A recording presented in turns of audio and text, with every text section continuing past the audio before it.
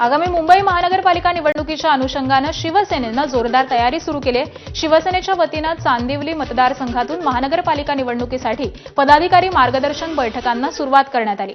आमदार दिलीप लांडे यांच्या नेतृत्वामध्ये मंत्री उदय सामंत यांनी यावेळी पदाधिकाऱ्यांना मार्गदर्शन केलं। यावेळी चांदिवली, पवई, कुर्ला, साकीनाका विभागातील माजी नगरसेवक आणि पदाधिकारी हे मोठ्या संख्येने उपस्थित होते।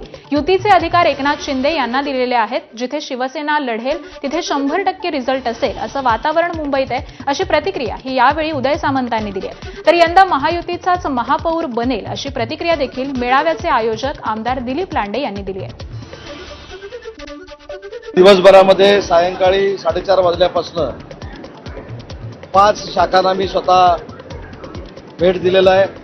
वॉर्डमध्ये जाऊन आलेलो आहे आणि पूर्ण 5 वॉर्डमधलं आणि मामांच्या मतदारसंघातलं वातावरण बघता कुठच्याही परिस्थितीमध्ये मुंबई महानगरपालिकेवर महायुतीचाच भगवा फडकेल अशा पद्धतीचं चित्र आहे।